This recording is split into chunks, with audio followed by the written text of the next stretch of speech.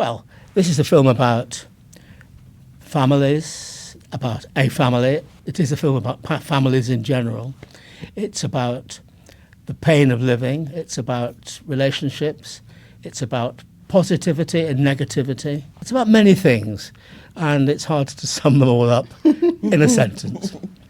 I mean, it's been brewing for a while. Just to first to return to a contemporary subject, I've made films across my contemporary and period films, looking at all kinds of different sorts of people, and I just thought it would be good to look at this kind of area. Combined with a notion to get together with a couple of my old comrades, Marianne and Michelle, it seemed a good idea to get together the ingredients to explore what we have in this film. I think she's very fascinating. She's a complex character. We developed her just like in the way that Mike normally does, you know, building the character bit by bit.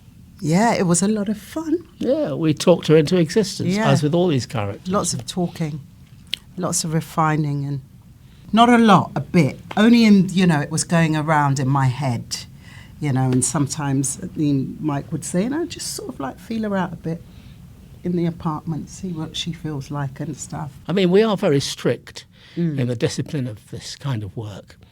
That, first of all, these actors are character actors. They're not playing themselves, and they're consummate character actors.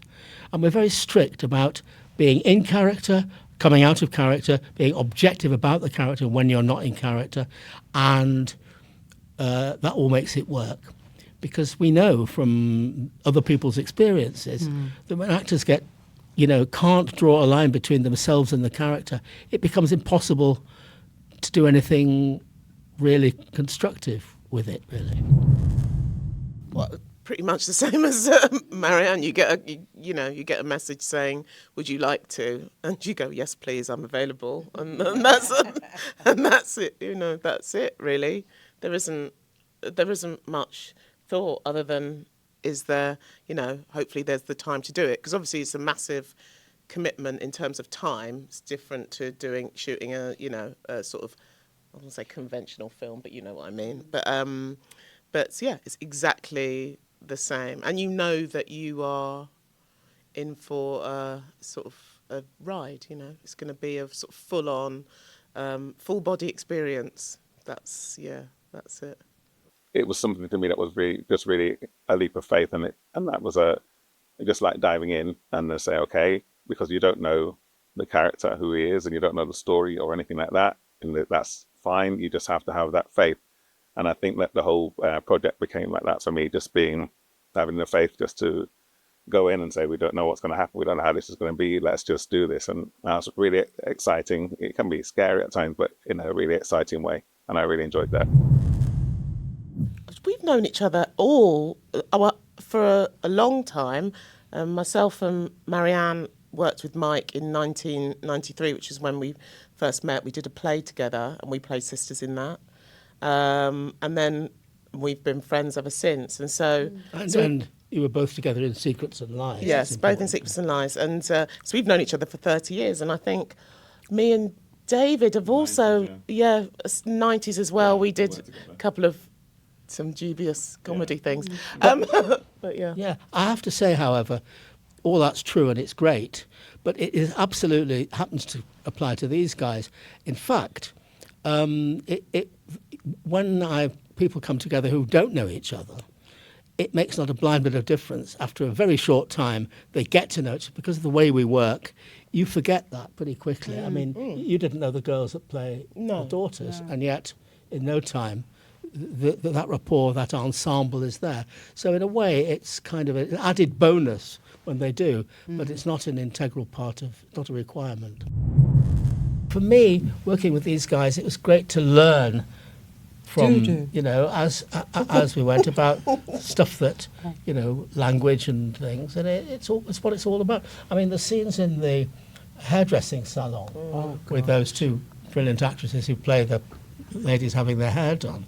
I mean, they brought stuff to it, didn't they? I mean, magical. But again, this is the bonus of working with actors who, whilst the characters are not them, nevertheless bring knowledge and experience, which I'm very happy to exploit, if you want to call it that. And also, it's the added thing about how Mike works is that, you know, the art department is working in the same way, so that you know that it's an authentically we're all creating the space in which they live and work. You know, it comes from absolute truth. And I know that, you know, when we were creating Chantal's flat, you know, there was discussions about what things are in there, how much is in there, you know, where it's from.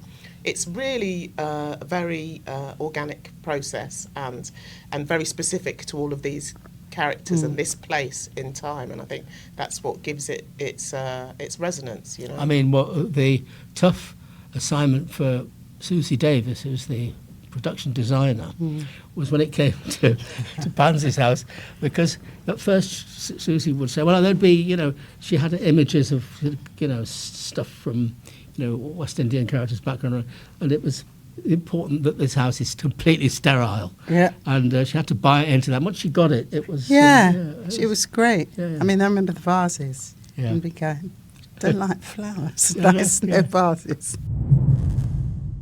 I want people to be entertained, of course, and of course I want them to be entertained, but I think that's it. And to think about it, I think one of the best things about you know, the great films is when you're still thinking about it afterwards, right?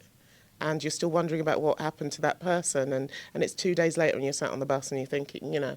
So I think that's what I'd like, and I do love that about the film, that there are questions about what happens to all of them at the end.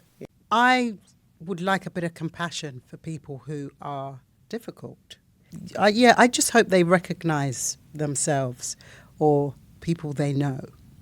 Yeah, I'd like people to see something of themselves in these characters, because it's like even things that are difficult to see, because they're just aspects of humanity, and they have hope that because the characters are so well developed and have such a deep context, that we can see where these things come from, rather than just be saying, like a bit like Michelle was saying, oh, what's that? Why is that person like that? What's going on? Why would someone say that? You know, because these things can be part of any of us at any time, depending on, you know, the circumstances and the context. So I just think they're very real humans that people can just relate to. These people. Can you use the last word? All of the above.